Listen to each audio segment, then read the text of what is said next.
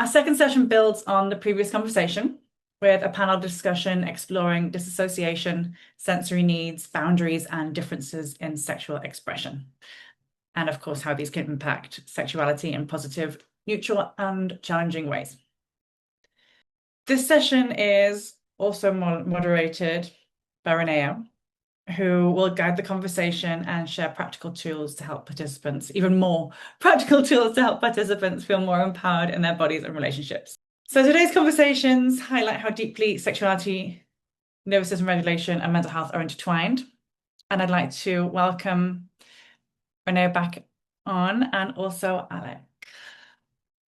Today, what I was thinking is, based off of obviously the topic that we're talking about, looking into how intimacy feels across neurodivergent experiences. What are some of the, quirks and difficulties? What do you wish people knew about being neurodivergent and, living an intimate life, whatever that means? What are some of the unique boundaries and experiences that you've noticed within yourself, and stuff like that? So I guess before we get into all that, I'll just say again, I'm Rainier, therapist. I'm in Florida. I'm autistic. That wasn't clear to everyone. So I won't go into my whole background again. So yeah, if we want to do intros, I will mute myself. So, hey everybody, I'm Alec. I've been in the adult industry for, almost 12 years now. Wow. I started camming, then I geared towards the content, then sex toy reviews, and I'm an active participant in the local kink and BDSM community for 3 years now. I'm currently doing my sexologist studies at the moment. So yeah, quite a busy couple of past years. And yeah, just as you mentioned before, in the kink community, neurodivergent people are massively overrepresented. So I'm Erica Love. I'm primarily an OnlyFans creator. I live in Austin, Texas, and I'm an ambassador for Pineapple Support. So excited to be back today. And in terms of neurodivergency and being in this space, I got diagnosed with ADHD earlier this year. So now I realize, some of the things that maybe I've done in my sex life may have been a result of that. And I think, just overall in this community, there's so many different types of people. And, I've really learned, through talking to people, meeting new people that, everybody has kind of something going on, and you really just need to learn how to communicate with folks to navigate that. I'm founder and CEO of Pineapple Support, and I've been in the industry now for 24 years. Started spinning around a pole at 18, and I have been diagnosed with ADHD and autism now. I'm collecting badges at this point. And yeah, I think what you were saying about the representation in BDSM. I was in the BDSM community from a really, really young age and always obsessed with sex and just pushing boundaries in every which way possible, I think. I often think of it like Pokemon, which is also a special interest of mine I won't get into right now. But it feels like that with the diagnoses sometimes. You're like, okay. Yeah, it is. I'm one of those lucky people that have like Ehlers-Danlos syndrome and POTS, and it's just like, okay. And they just keep adding on. You're like, oh, I see the picture. I understand. Yes.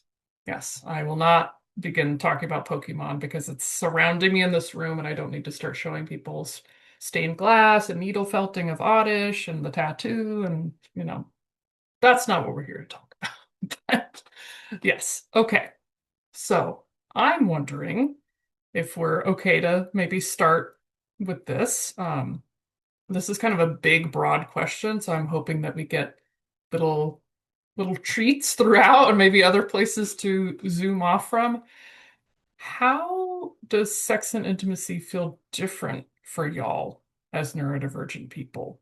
And this maybe could be sensory, it could be communication, it could be dating, flirting. I know you mentioned flirting, like what is going on? Yes, if anyone would like to share. So I think for me personally, it needs a lot of communication with new people, and like because most of them are like neurotypical, and they are used to, especially that I'm a heterosexual cis male or heteroflexible, I don't know, most days. And they expect that I'm gonna have like spontaneous desire. I almost never have that, and just tell them that. But whenever I tell them, like, listen, I need like 2 hours of foreplay to get into the right headspace and to like get all my sensory things in order to be able to be physically intimate and everything. First time, every time, it just shuts their brain down, and like we need to like sit down and talk about it a lot. So a lot of extra communication, I would say. I think when I was younger, I can't remember the term you used for it earlier, but kind of saying like you felt like you had to have sex with people because they were nice to you. You felt like that was the right thing to do. Like, oh, they've given me a compliment, I should put their dick in my mouth. Like that's whatever. But I think as the older I've got and the more understanding me, myself, as we all do as humans, and listening to my body, because before it was doing what I thought that I should do. You said I should do this, should myself. And now I'm very much out of that space and into a space where I will do what makes me happy and what feels right. But along with that has become, and what I don't really pick up on in flirting and initiation, but then if I do decide to maybe take a little bit further with somebody, there has to be, like you said, Alec, like the 2 hours of foreplay. But a lot of that is just mental. It's just something is getting used to a person, because otherwise, if someone that I'm not completely comfortable with mentally touches me physically, it's like when you try and put a toddler in a coat and everything goes like this. That's what it feels like underneath my skin. So that plays a big part, and things take a lot more time now, which a lot of people don't have time for in this very throwaway society. I definitely relate to somebody being nice to you and thinking, oh, I should have sex with you right now. I think, I didn't realize when I was younger that hypersexuality was very much linked to ADHD. Of course, now being an adult and being diagnosed, I'm like, oh, that's a very obvious connection to me.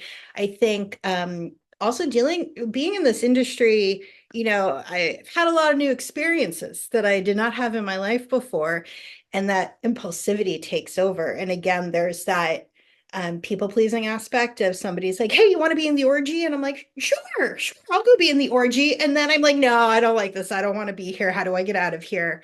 And it's like I have uh two modes of being. I can be very nice, very nice, very nice, and then I will quickly in those stressful moments kind of go from like 0 to 60 of I told you no 3 times, get the fuck out of my face. It hasn't happened a lot, but in certain environments where it's high stress and a lot of naked people, it definitely can be very stressful, and it's hard to regulate, in those moments. Yeah. Okay, I'm noticing some themes for sure. The shoulds. Yes, the shoulds have returned. Um, yeah, and then the change. The change, right? Of like, oh, like I'm into this. Oh, this sounds fun. And then being like, I despise this actually, and everyone here. Or everyone's so loud or whatever's going on.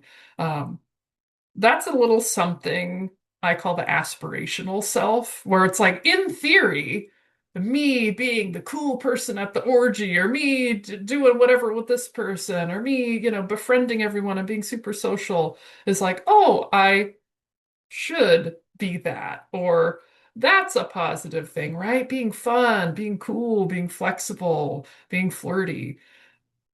But then we didn't give ourselves enough time to think about, like, do I actually give a shit about that? Like, that's why I kept talking about the body. Yeah, Leia. I also think that with a lot of that, I now think I'm not going to like something and don't try it that I might like. So it's, it's a two-way, it's a double-edged sword. There's so many events in this industry, and you were on for 3 days, like 12, 14-hour days, like sun up to sundown and beyond if you want. And I am very much that typical introvert, like an extroverted introvert, where I'm like, yeah, I'm on. I want to network with everybody. I'm on a mission. Like, we're going to get a lot out of this.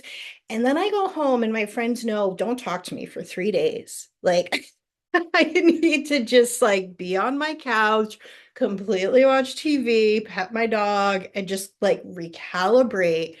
And I really think that's a challenge for a lot of people to be able to recognize that and then say, okay, I'm going to go do this thing and like pat yourself on the back. You did it, gold star. And then just allow yourself to take a break and like don't try to power through because you need that rest. Powering through, no. Whenever I hear, and I know that there's like things in life where, like, for whatever reason, like, we have to. So I get that that's a thing. But I feel like most of the time, especially if it's like an option, our social life, there's a lot of options there, and sometimes we're like, no, I've got to push through. I've got to do this. And then what ends up happening is, it sounds like kind of what Leia's saying is like, I don't want to do anything. Like, I'm done with it all, which is usually indicates a bit of a burnout, right? Like, it's now triggering the demand avoidance, if we're all familiar with that. Which, if we're not, I'm going to give like a little micro example, and if anyone wants to share about it or relates to it, or we can move on. So quick thing. Yeah, demand avoidance. Okay, so some are not familiar. Okay, I'll quickly explain. Usually you'll see it as PDA, which that stands for pathological demand avoidance. I don't really like that because pathological, which basically is neurotypical society saying you're just a belligerent asshole who's not doing what I want. Whereas a lot of neurodivergent folks have changed it to mean persistent drive for autonomy, which maybe is a little dorky, but means I'm standing up for myself. And I'm saying, like, I do or do not want this. Now, sometimes demand avoidance is telling us our needs, and then sometimes it's telling us that we've, like, not listened to our needs a lot, and now we're just rejecting everything and just being like, nope, nope, nope, nope, I'm not going to anything ever again, and I can't stand people, no people events. And sometimes that does limit our ability to tap into community, so just side note. Yeah. Does anyone relate to demand avoidance at all? Yes, and I'll bring that back round to the discussion on sex. It's but got it into my head now. I mean, it's been a long time. Because I'm just like, oh no, you're going to annoy me. And I saw someone put, and I was like, oh, I'm gonna have to do that. And then if I don't really like it, oh God, that's another conversation that I'm gonna have to have. And then sometimes if I just want sex, great. And someone put in the chat about aftercare, and I completely agree with that little bit of aftercare. If the sex was good, if it's shit, I want you out my fucking bedroom and house. And then if someone decides to spend the night and maybe you're drunk the night before, and that's fine. But then all the spiciness kicks in. I'm like, no, you're not doing that right in my house. No, I don't like that happening in the morning. No, I don't like this bit. This has gone from something that I was okay with, so I was feeling a little bit loose, to now I'm tired because I'm a bit hungover, and you're doing everything wrong. Yes, very, very good points. Very good points. Yeah, aftercare, just because I did see that mentioned a time or two in the chat. It's crucial, and it doesn't always have to look like whatever people thinks it looks like, but I think sometimes it's just like a decompression, a being with the person, or sometimes it's not. Sometimes it is like that was great, but I need to like not be seen by a human being right now. And like I need to like go in the other room and like watch the fish tank or, just do something else. And I think again, being curious about that type of care from the people that we're around with is important. That's why I keep talking about like when I presented talking about the ego, it's like it really shouldn't matter if somebody has a preference or a need or an accommodation, or is like, hey, that was great. I don't want to look at you right now because I'm overstimulated, but that was a lovely time. And then if people get all up in their feels about it, that's when it goes wrong, is when they start projecting, right? I don't know if anyone here has ever dealt with someone projecting on you for your intimacy needs, been like, why do you need this? Oh, what's up with that? Oh, why are you telling me to do this? Okay, I'm seeing like everyone respond to that, so I'll hush. I know you were talking about being on dating apps yesterday, Erica, and I saw in the chat someone talking about rejection sensitivity. Oh, Oh, yeah. I'm like, oh gosh, like as you were talking, just so many things popped into my head because I have reached a point in my, what I'll call my adult sex life, like after 30, where I compartmentalize. And I'm like, if you are not interested, you must tell me upfront, like, are you interested in a relationship or do you just want to, have sex? Like, that's totally fine. But if you just want to have sex with me, that is all that I am available for. And that's all that I can provide you with. I do not want aftercare. I do not want you sleeping over. We can chit chat for a little bit. I'll give you a snack because I'm a good hostess. And then my expectation is that you're going to leave and not take up too much more of my time because I'm going to be tired and I just want to go to bed after. That is my, you fulfilled my need and now I want to go rest and relax. That always doesn't sit well with people that I'm so blunt about it in a way. But, those are my sort of boundaries and how I've learned to navigate this digital world where everyone wants to have sex with me. I feel like, whether it's being on OnlyFans or being on a dating app, they find out that you work in the industry and then they just get like, ooh, porn star, like I want to have sex with you. So I definitely can kind of relate to that. And as you're talking about, overstimulation, I'm like, again, like I wasn't in this industry before I really was like, oh, what's OnlyFans? I can do that, and had never been in the adult industry before. And so I would go to these like content events, like week-long events with other creators, and talk about overstimulation. It was like titties everywhere, everybody's naked, people are partying, like, I'm like the old lady in the bedroom at 4 a.m. being like, could you go to sleep and be quiet, please? And I really had to learn how to like navigate that. And for me, what really worked was like being like, okay, I'm gonna get up probably before everybody else. I'm gonna go out to the pool if there was a pool, or find a quiet place. Be like, I'm just gonna do a little yoga. I'm gonna kind of just spend my quiet time before everybody else gets up to like ease into the day, so I'm prepared for people. And just really trying to like have those boundaries, because otherwise I'm like, I'm gonna be a miserable bitch and you're not gonna want me here.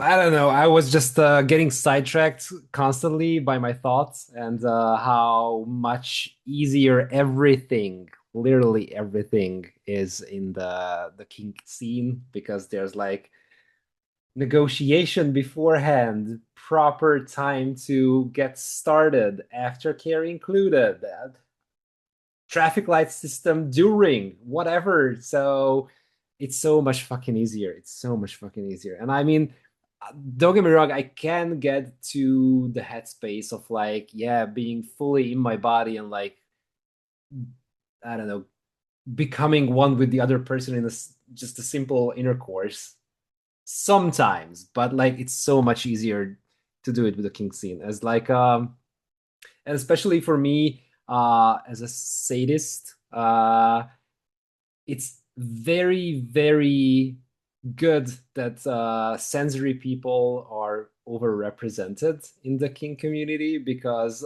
it's so much easier to have a lot of fun with people who are like who are very sensitive to a lot of sensory stimuli.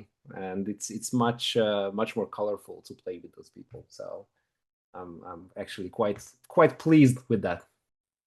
So that was one of the reasons why I really loved the BDSM community, because it was like there was no confusion. You say what you're into. You meet other people that are into the same thing. Everyone talks about it very clearly, very openly, very honestly. And now when you meet people that aren't in the BDSM community, because I have very little time to do that, and it's not so prevalent here in Ibiza. And I think kind of the lack of communication just because if you don't pick up on someone flirting, or you don't pick up on these things, or even if you do and you start something and for some reason muggles or divergent whatever people, they feel the need to not answer questions correctly or answer them loosely or try and appease your emotions rather than just say, no, as you said, Erica, this, I just want sex, or I'm after this, or I'm after that. And even if you ask a direct question, there's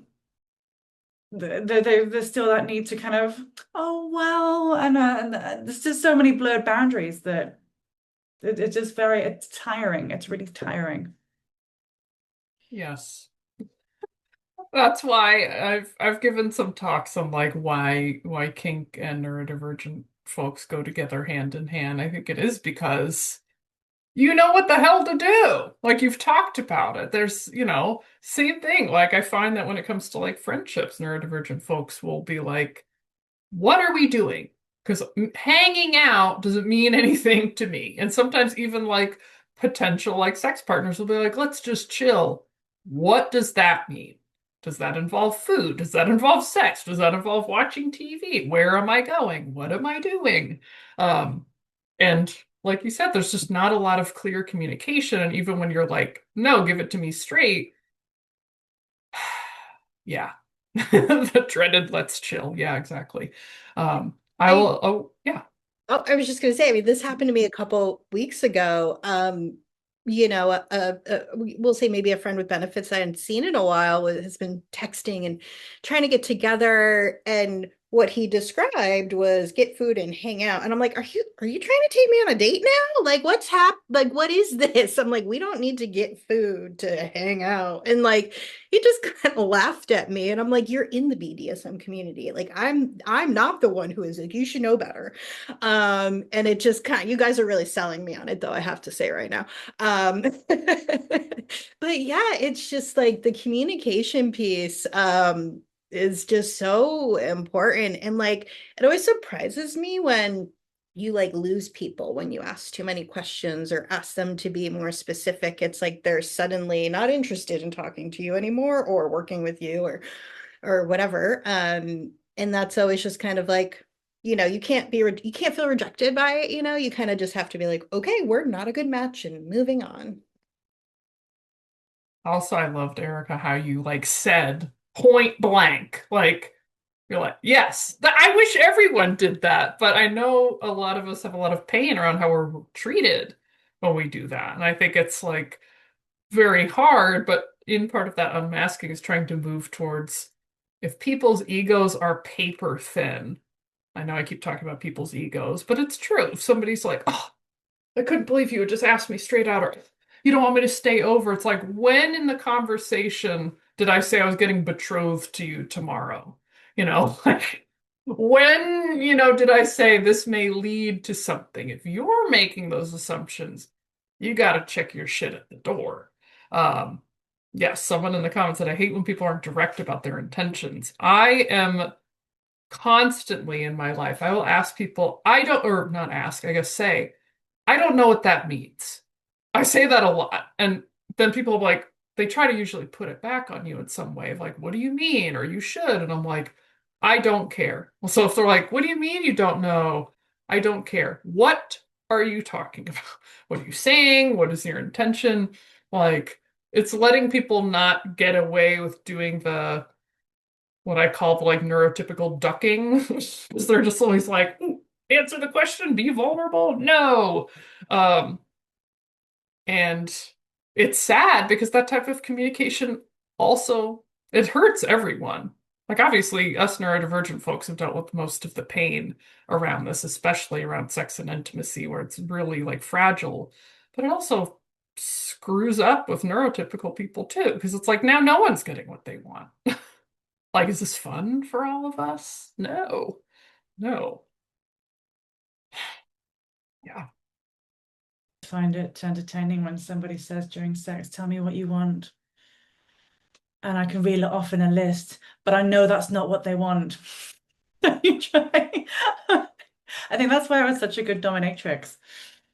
Because, you do this, you'll do this, you'll do this. But yeah, it's interesting. Yeah. No, go on. I can tell you what I want, but we're gonna stop having sex then. So let's pre-negotiate and then do that. That's the thing, is I feel like most of the time when people ask questions, they want you to give them a compliment or tell them that what they're already doing is what you wanted. And it's like, that's not an actual honest question then.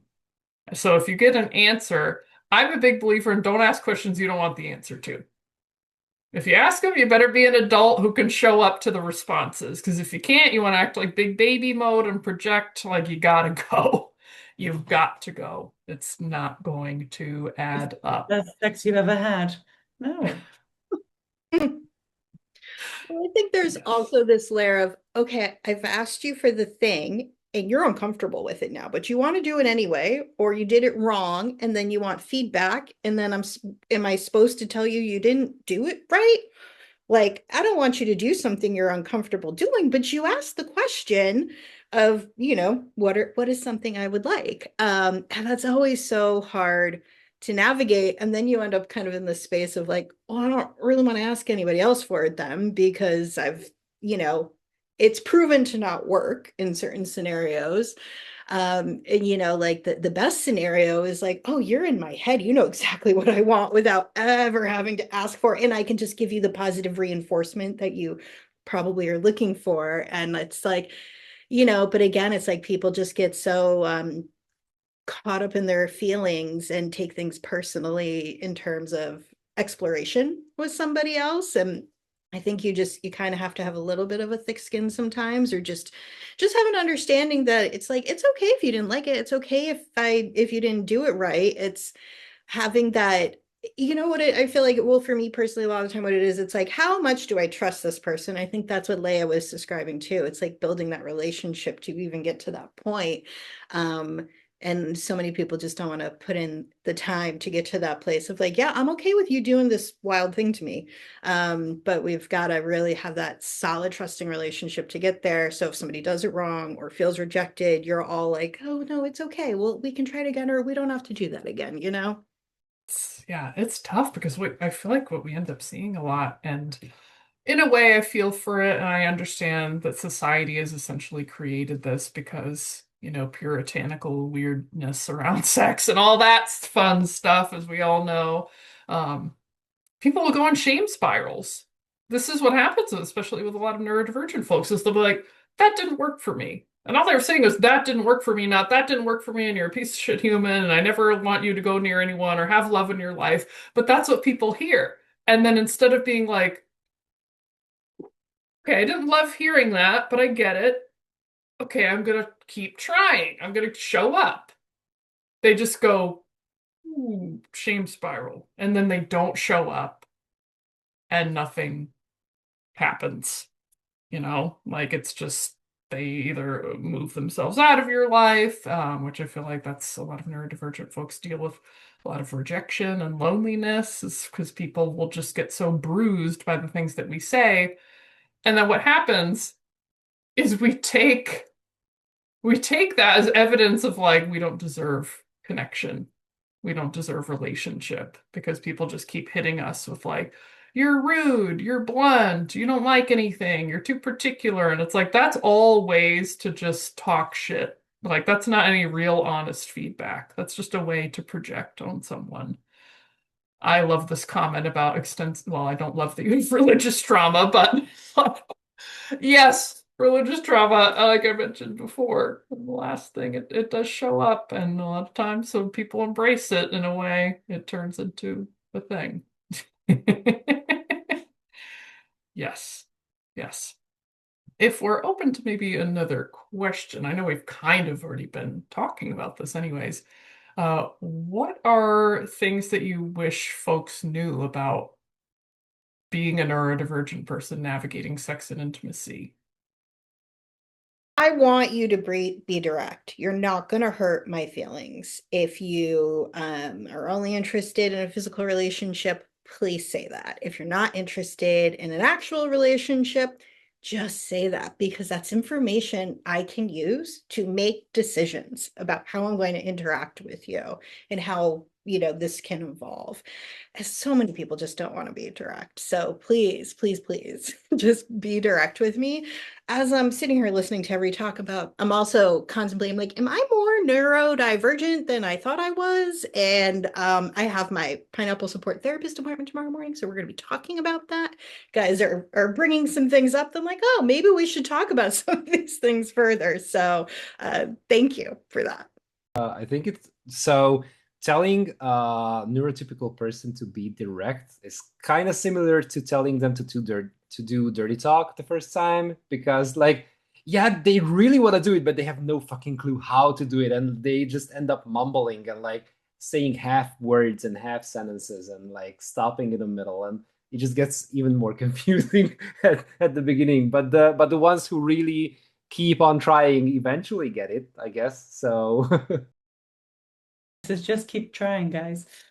I saw someone sent me a meme recently that said, not submissive. You're not submissive. You just like direct communication, or you're just autistic. Like direct communication. Yeah, that sounds about right. I know. I think it's for me. People know more like that. It's like a really hard exterior to get through that kind of, you've got to hit the right buttons and to get started. But once you get started, it's can be a very open, explorative, wild, crazy, interesting, fun. But you've got to put in that work and get past the that I don't know how to describe that. That makes sense. Yeah. I've often thought of it like, I'll say something like, we got to teach people how we want to be treated. I didn't make that, quote or anything, but I think about it a lot, because sometimes we'll take, like I said, we'll be like, okay, I keep getting bad feedback, or dating isn't working out. Like, I feel like this is never going to work. And then we can sometimes default back to old masking, thinking like that'll work. When, of course, what it does is get us like basically the fast food of like connection. We're like, oh, someone befriended me or they liked me. It's like they liked the mask. Okay, Erica. Oh, like I have a very real world scenario right now. So, the past year for me has really been a time of like, just get off dating apps. Like, it's that typical phrase about like a crazy person just repeating the same behavior over and over. And I'm like, I gotta take a break. And I met a man at the dog park, an age appropriate, attractive, single, like man with 3 dogs. And I'm like, oh, you get me. And for the love of God, I cannot talk to this man. It is like so awkward being like, how do I talk to a man in the wild, as I call it? We've all sort of lost these like basic social skills, and I'm acting like a teenage girl being like, oh my God, well, he liked my, my mainstream Instagram. I don't know if he knows about Erica's Instagram yet. I'm not there yet, but like he liked my dog's post and we chatted for a few minutes, and it's so silly. And I'm just like, my friends are like, well, why don't you like ask him out, ask him to hang out? And I'm like, no, I can't do that. I need him to indicate somehow that he's actually interested in me, because unless you like hit me over the head and tell me you like me, I don't know that you like me. And so hopefully other people can kind of relate to this. But you kind of then psychoanalyze yourself. I'm like, oh, did like being in the adult industry ruin my skills to date in the real world? Or is it the internet? Or is it the dating apps? Or is it apparently my neurodivergency that is more significant than I thought it was. Like, what is it? Hopefully I'll have an update for you guys the next time I do this about the dog park romance. But yeah, it's just like so interesting when you think about like how communication is just at the root of all of this. It is. It really is. It's everything. And like, yeah, the flirting thing, I wish I had some like beautiful, wonderful life hacks. I have a few, but I feel like trying to figure out if someone's flirting. Yeah, I see some like shrugs and like, it's hard because some people are just chatty and friendly and social, and some people are flirting. And then I know a lot of neurodivergent folks are interpreted as being extremely flirtatious. And I'm like, yeah, like a lot. People will be like, oh, do you want a date or do you want a this? And like I'll hear like from clients that I work with that people are like, oh, I think they're interested. And they're like, I am not. And I'm like, yeah, I've always thought it's like the neurodivergent hyper empathy, where people like see that you are attentively listening or being caring, and they're like, oh, you're just nice. So nice means flirting. And it's like, no. Yeah, okay, Skylar, I love that. I love that. I usually ask.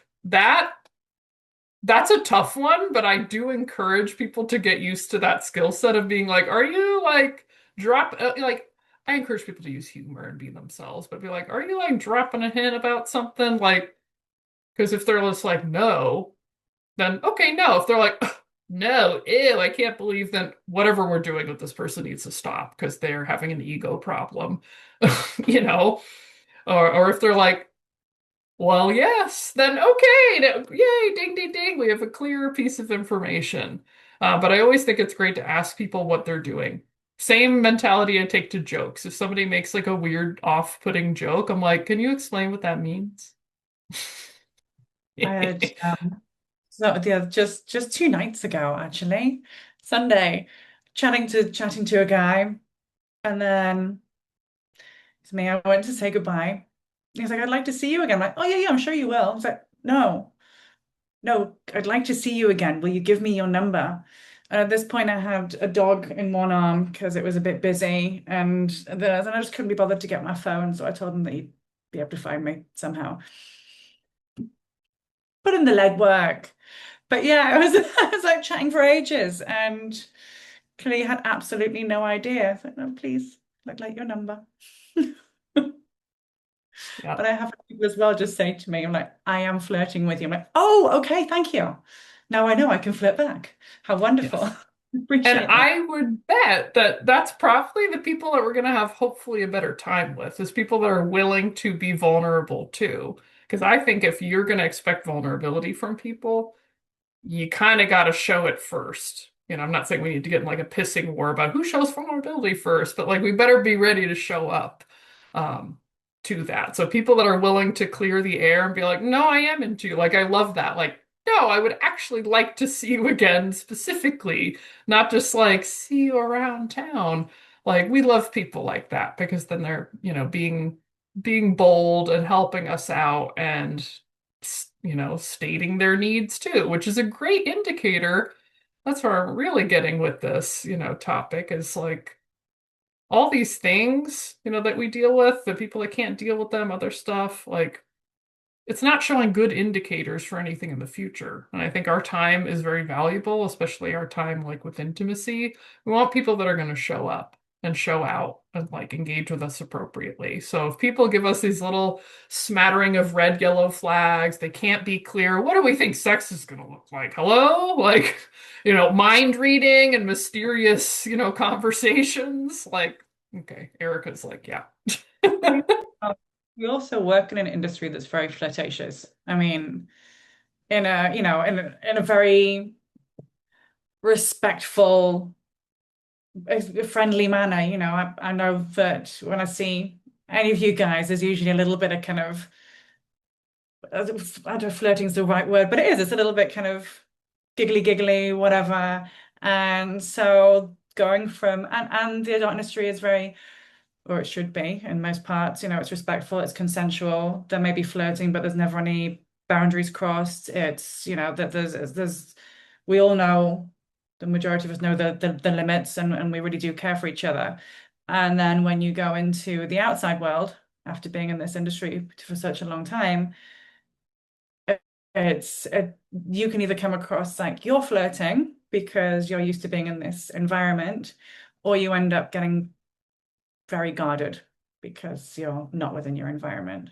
Well, that's what I find. I think it's a very flirty industry, and like again, you can be at one of these events and you're hugging a bunch of people, and like for me, I'm just gonna say the thing, guys. It's like, people I've never met before. I have so many people just be like, "Oh my God, you have great titties," and it's almost like they want to like give them a little squeeze or something. I'm just, or they want to rest their head here, or and honestly, it depends on the mood and the person who gets what. But it's like there is that expectation of some sort of flirtatious either manner between you two or physical something interaction, and you're like, I've barely talked to you on the internet before. Like, no, you cannot do this yet. Because people think they know you in a way which they don't know you. They don't have that foundation of any kind of friendship or trust or anything like that. And, I think it takes a lot of strength and practice, honestly. It takes a lot of practice to be able to navigate those situations. And I mean, Leia, I can't even imagine how you do this all the time, because you go to so many events and talk to people and, know so many people. And I'm like, gosh. And again, it's the exhausting part of it too. So, yeah. And again, like, I don't date. I've made it very clear from the beginning, like I don't date in the industry. So if somebody's flirting with me, I'm like, you want to shoot with me? That's what you want, is always like what's in my head. And, if that's not what they want, then you need to be very clear with me about what you want. Yeah, I think that's an interesting piece to bring up, is like the almost social culture of the industry. It is very touchy-feely fun, which I honestly love because I'm a bit of a ham. But no, I don't want anyone like really getting a bit strange with me. Like I'm just like, what's going on? I do feel like my like role helps with that. People are like, okay, maybe you should, back off this person. But like, yeah, what people might expect, it's almost like feeling almost like your public property. Like, I feel like a lot of people in the adult industry feel like that. Like people have seen you in a certain way or interacted with you or shot with you. So they're like, I know you like that. And it gets a little bit parasocial sometimes. And even like industry to industry person, obviously can definitely be like client industry person, like get too familiar and think that they know you based off of a couple of things. And yeah, it's tough. And then bringing it out into the world, like if that is just kind of how you are, obviously, citizens, so to say, are like, what is this? You must be flirting with me. And it may just be you're like excitable and friendly. Like that happens to me a lot. People think I'm always flirting because I'm very like, oh, hello, you're so sweet. Oh, I like this. And people are like, I'm just complimenting you. Like it's fine. Um, I will have a little tidbit that might make folks laugh. If folks know Laura Desiree, who I think is up like next or soon, I love her dearly. And after staying at her house in New York, like last year, I think, I looked back and I was like, was I like flirting with her the whole time? Like I was just being really complimentary, but then I was like just gushing. And I was like, Jesus. I was like, how did that come across? Because I feel like sometimes we're just, yeah, it has a lot of layers to it, right? Like what our intention is, yes, Laura is incredible. See, I can gush about her right now, but I won't. Um, but yeah, we all have different ways of interacting. I think it's just providing clarity around like what it is and what it isn't, you know, and having those conversations after if we feel like that, like just letting someone know, like, hey, sorry if I came on. Like I had one person that was like, you were like hitting on me all the time. And I was like, I'm not interested in you. Like at all. I just like love you as a friend and I'm excited about your new haircut and you look really cool. So, and then we were fine because I was like, oh, nope, sorry, I will throttle back, So, yeah, we all have our different things. The one thing that I get the most hate for on Instagram, and I love it, this is my sensory nightmare collar that has hair on it and sticky tape and like tags and stuff like this. And it actually, unfortunately, it annoys me as well because it sticks to itself and it's a nightmare for me as well to keep tidy. But yeah, so if anybody wants to make themselves one, just it's great. I promise. I can feel that just from looking at it. You are a horrible man, Alec. I don't have like physical sensory things like that. For me, it's more environmental and like, you know, I know I have to go to these industry parties to like show face at times. And I'm literally like, okay, how long do I have to be in this loud, crazy environment and around all these drunk people? And like, you know, like how long do I have to do this for? What's an acceptable amount of time? You know, and it's and that is something I think as I get older, actually, I'm more sensitive to it. And I don't know if that's something that's typical of neurodivergent people at all. But yeah, it's just, but it's, so I'm always balancing, like, I don't want to go do this thing, but I have to go do this thing to show face and schmooze and do the whole thing. But, you know, I'm always like, oh God, loud club, too loud, can't talk to anybody, like always, you know, like wall to wall with people. And then always trying to like not brush people with my boobs as they pass by, because that's a very real thing for me to be like, I'm sorry, I didn't mean to like hit you with my boobs. So yeah, so if anybody can relate to that aspect of things with this, yeah, don't worry, like I'm right there with you. I think we're similar ages, aren't we? And I think you kind of, yeah, it's definitely a early 40s, mid 40s thing when it just starts to I think all the neurodivergent bits amplify, or I don't know, but it's really felt like since hitting 40, it just went, I used to have control of it, and now and then it took control of me, and then I've got the I'm on medication for ADHD, and the difference that's made is been incredible. But there's definitely a link there with hormones, certainly for me. Sounds like I'm reading somebody's comments. They're like, what's the positive of these events? There's a lot of positives. You get to meet a lot of people in person. You get to talk to people on the business side of the industry. You get to meet people in person. Like the Pineapple support team is at every single event, and they do create a wonderful safe space for you at these events, whether you want to do yoga or a sound bath or just like need to go talk to somebody. So like there is balance. But yeah, if you've never gone to one, definitely prepare and ask people like the questions so that you know what to expect when you go to those types of events. And the orgies that happen with people like after those events. Expos this year, we're gonna do we haven't started promoting it yet. We're doing a bowling event, so that's going to be less crowded and less drunk people, less loud music. The whole idea is to create a space where you can actually, because I find small talk very difficult, and a lot of it when you're standing around a bar and trying to get a drink and people are pushing you out of the way and no one's really interested in what you have to say unless you're buying what they're selling. There's a lot of that for me, particularly because I'm just going up to people generally asking them for money. Yeah, hello, can I have a fiver?